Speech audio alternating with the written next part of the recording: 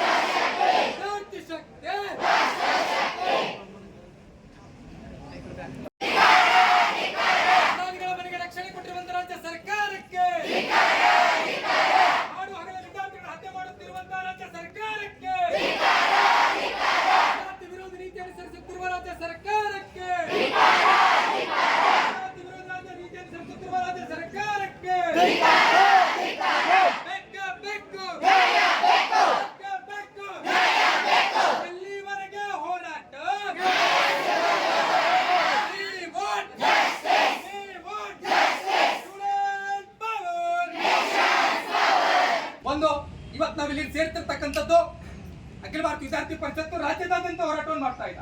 ಎಲ್ಲೋ ಬಾಲ್ಕಿ ನಗರದಲ್ಲಿ ಅಥವಾ ಬೀದರ್ನಲ್ಲಿ ಅಥವಾ ಬಸವಕಲ್ಯಾಣದಲ್ಲಿ ಔರಾದ್ನಲ್ಲಿ ಕಮಲ್ ನಗರಲ್ಲಿ ಮಾಡ್ತಕ್ಕಂಥ ಹೋರಾಟ ಅಲ್ಲ. ವಿದ್ಯಾರ್ಥಿ ಪರಿಷತ್ತಿನ ನೇರ ಗುರಿ ಇದೆ, ಎಲ್ಲಿ ಅನ್ಯಾಯ ಆಗುತ್ತೋ, ಎಲ್ಲಿ ವಿದ್ಯಾರ್ಥಿಗಳ ವಿರುದ್ಧವಾಗುತ್ತೋ, ಎಲ್ಲಿ ವಿದ್ಯಾರ್ಥಿಗಳ ಅನ್ಯಾಯ ಆಗುತ್ತೋ ಅಲ್ಲಿ ವಿದ್ಯಾರ್ಥಿ ಪರಿಷತ್ತು ಎದೆ ತಟ್ಟಿ ನಿಲ್ಲುವಂತ ಕೆಲಸವನ್ನು ಮಾಡುತ್ತಾ.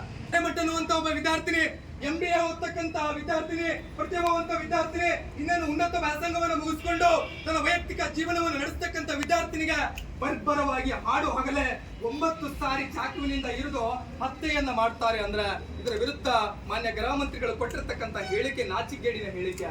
ಏನ್ ಹೇಳ್ತಾರೆ ಅಂದ್ರೆ ಪ್ರೈಮರಿ ತನಿಖೆ ಕೂಡ ಇನ್ನೂ ಆಗಿಲ್ಲ, ಪ್ರೈಮರಿ ಬೇಸ್ ಆಫ್ ತನಿಖೆ ಕೂಡ ಆಗಿಲ್ಲ. ಅದು ಮುಂಚೆ ಗೃಹ ಮಂತ್ರಿಗಳೇ ಯಾರ ಮಾತಿಗೆ ತಾವು ತಲೆಬಾಗಿ ಹೇಳಿಕೆಗಳನ್ನ ಕೊಡ್ತೀರಿ? ಅವ್ರ ತಂದೆ ನಿಮ್ಮ ಕಾರ್ಯಕರ್ತರೆ, ನಾನು ಯಾವ ಪಕ್ಷದ ಹೆಸರನ್ನು ಉಲ್ಲೇಖ ಮಾಡೋದಿಲ್ಲ, ಅವರ ತಂದೆ ಏನ್ ಹೇಳ್ತಾ ಇದ್ದಾರೆ? ನನ್ನ ಮಗಳಿಗೆ ಷಡ್ಯಂತ್ರದ ಮುಖಾಂತರ ಹತ್ಯೆ ಮಾಡಿದ್ದಾರೆ ಅಂತ ಹೇಳ್ತಾ ಇದ್ದಾರೆ. ನಾವ್ ಹೇಳ್ತಾ ಇಲ್ಲ ಮಾರ್ಯಾರೆ, ನಾವು ಆ ವಿದ್ಯಾರ್ಥಿನಿಯ ಪರವಾಗಿದ್ದೀವಿ, ಆ ವಿದ್ಯಾರ್ಥಿಯ ಸಾವಿಗೆ ನ್ಯಾಯ ಕೊಡಿಸ್ಬೇಕು ಅಂತ ಕೇಳ್ತಾ ಇದೀವಿ. ನಾವು ಯಾವುದು ಪಕ್ಷದ ಪರವಾಗಿ ನಿಂತಿರ್ತಕ್ಕಂಥ ಸಂಘಟನೆ ಅಲ್ಲ. ಯಾವುದು ಆ ವಿದ್ಯಾರ್ಥಿಯನ್ನ 9 ಸಾರಿ ಚಾಕುವಿನಿಂದ ಇರಿದು ಹಾಡು ಹಗಲೇ ನಡು ರಸ್ತೆಯಲ್ಲಿ ಒಬ್ಬ ಯುವಕ ಪ್ರೀತಿಯ ಷಡ್ಯಂತ್ರಕ್ಕೆ ಬಲಿಯಾಗ್ಲಿಲ್ಲ ಅನ್ನುವ ಕಾರಣಕ್ಕೋಸ್ಕರ ಹತ್ಯೆ ಮಾಡ್ತಾನಲ್ಲ. ಲವ್ ಜಿಹಾದ್ ಅಂದ್ರೆ ಏನು? ಪ್ರೇಮದ ಯುದ್ಧ ಅಂತ ಹೇಳ್ತಾರೆ. ಷಡ್ಯಂತ್ರವನ್ನ ಮಾಡ್ತಾ ಇದ್ದಾರೆ, ನನ್ನ ವಿದ್ಯಾರ್ಥಿಗಳ ಬದುಕನ್ನ ಹಾಳು ಮಾಡುವುದಕ್ಕೋಸ್ಕರ ಷಡ್ಯಂತ್ರ ಮಾಡ್ತಾ ಇದ್ದಾರೆ.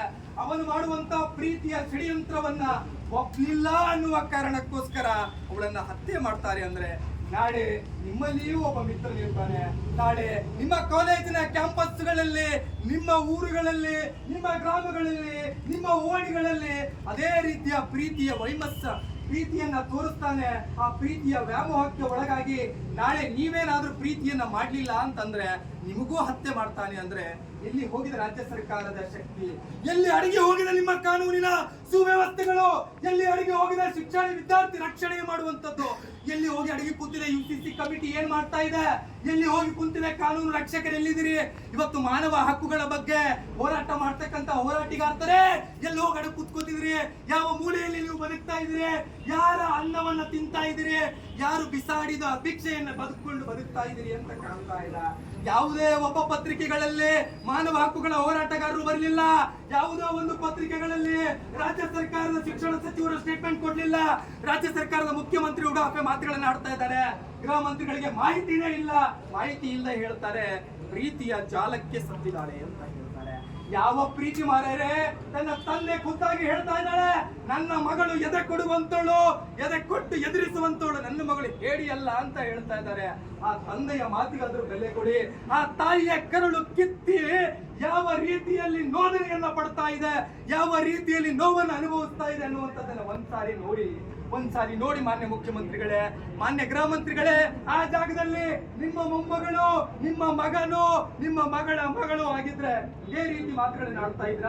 ಮಾನ್ಯ ಮುಖ್ಯಮಂತ್ರಿಗಳೇ, ನಿಮಗೂ ಮೊಮ್ಮಗಳಿದ್ದಾಳೆ. ನಾಳೆ ನಿಮ್ಮ ಮೊಮ್ಮಗಳನ್ನು ಬಿಡಿ ರಸ್ತೆಯ ಮಧ್ಯದಲ್ಲಿ ಯಾರಾದ್ರೂ ಚಾಕುವಿಂದ ಇದ್ರೆ ಸುಮ್ಮನೆ ಕೂರ್ತೀರಾ? ಮಾನ್ಯ ಶಿಕ್ಷಣ ಸಚಿವರೇ, ನಾಳೆ ನಿಮ್ಮ ಕುಟುಂಬದ ಯಾವುದಾದ್ರೂ ಸದಸ್ಯರ ಮೇಲೆ ಹಲ್ಲೆ ಆದ್ರೆ ಇದೇ ರೀತಿಯಲ್ಲಿ ಸುಮ್ಮನೆ ಕೂಡ್ತೀರಾ? ಇದಕ್ಕೆ ಉತ್ತರ ಕೊಡಬೇಕಾಗಿದೆ. ಯಾಕೆ ರಾಜ್ಯ ಸರ್ಕಾರ ಮೌನವನ್ನ ದಾಟಿದೆ? ಯಾಕೆ ಇವತ್ತು ವಿದ್ಯಾರ್ಥಿಗಳ ಶಕ್ತಿಯನ್ನು ತೋರಿಸ್ಕೊಡ್ಬೇಕಾಗಿದೆ?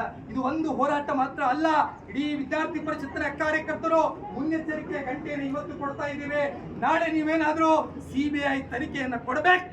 ಸಿಬಿಐ ತನಿಖೆ ಯಾವ ಕಾರಣಕ್ಕಾಗಬೇಕು ಅಂದ್ರೆ, ನಿಮ್ಮ ಮೇಲೆ ರಾಜ್ಯದ ಜನತೆ ನಂಬಿಕೆಯನ್ನು ಕಳ್ಕೊಂಡಿದ್ದಾರೆ. ರಾಜ್ಯದ ವಿದ್ಯಾರ್ಥಿಗಳಿಗೆ ನಿಮ್ಮ ಮೇಲೆ ಯಾವುದೇ ರೀತಿ ನಂಬಿಕೆಗಳಿಲ್ಲ. ಕಾರಣ, ನೀವು ನ್ಯಾಯಯುತವಾಗಿರ್ತಕ್ಕಂಥ ತನಿಖೆಯನ್ನು ಮಾಡುವಂತ ಶಕ್ತಿ ನಿಮ್ಮಲ್ಲಿ ಉಳ್ಕೊಂಡಿಲ್ಲ. ಪ್ರೀತಿಸುವರಾಗಿದ್ದೀರಿ, ಒಂದು ಧರ್ಮವನ್ನು ಪ್ರೀತಿಸುವರಾಗಿದ್ದೀರಿ. ಹಾಗಾಗಿ ನಿಮ್ಮನ್ನು ಗೌರವಿಸುವಂತಹ ಶಕ್ತಿ ರಾಜ್ಯದ ವಿದ್ಯಾರ್ಥಿಗಳಲ್ಲಿ ಉಳಿದಿಲ್ಲ.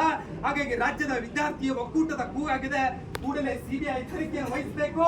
ಸಿಬಿಐ ತನಿಖೆ ಮುಖಾಂತರ ಆ ವಿದ್ಯಾರ್ಥಿನಿಯ ಸಾವಿನ ಏನ್ ನಡೆದಿದೆ, ಆ ಅಪರಾಧಿಯನ್ನ ಇನ್ನೂ ಅವರ ತಂದೆ ಹೇಳಿರುವಂತ ಹೇಳಿಕೆಯನ್ನು ನಿಮ್ಮ ಮುಂದೆ ಹೇಳ್ತಾ ಇದ್ದೀನಿ. ಅವ್ರ ತಂದೆ ಹೇಳ್ತಾ ಇದ್ದಾರೆ, ರಿಯಾಜ್ ಅನ್ನುವಂತ ಒಬ್ಬ ಅಪರಾಧಿ ಅಲ್ಲ, ಅವನ ಜೊತೆ ಇನ್ನೂ 4 ಜನ ಇದ್ದಾರೆ. ಆ 4 ಜನರನ್ನ ಬಂಧಿಸಿ, ಆ ಷಡ್ಯಂತ್ರದಲ್ಲಿ 4 ಜನ ಇದ್ದಾರೆ ಅಂತ ಹೇಳ್ತಾ ಇದ್ದಾರೆ. ಆ 4 ಜನರನ್ನ ಬಂಧಿಸುವಂತ ಕೆಲಸವನ್ನು ಕೂಡಲೇ ಮಾಡಬೇಕು ಅನ್ನುವಂತ ಮಾತನ್ನ ವಿದ್ಯಾರ್ಥಿ ಪರಿಷತ್ತು ನಿಮ್ಮೆಲ್ಲರ ಪರವಾಗಿ ಕೂಗನ್ನು ಕೊಟ್ಟು ಮಾನ್ಯ ತಹಸೀಲ್ದಾರ್ ಮುಖಾಂತರ ರಾಜ್ಯದ ರಾಜ್ಯಪಾಲರಿಗೆ ಮತ್ತು ರಾಜ್ಯದ ಮುಖ್ಯಮಂತ್ರಿಗಳಿಗೆ ಈ ಮೂಲಕ ಮನವಿ ಪತ್ರ ಸಲ್ಲಿಸ್ತಾ ಇದೆ. ಇದು ಒಂದು ಎಚ್ಚರಿಕೆಯ ಗಂಟೆಯನ್ನು ಕೊಡ್ತಾ ಇದೆ.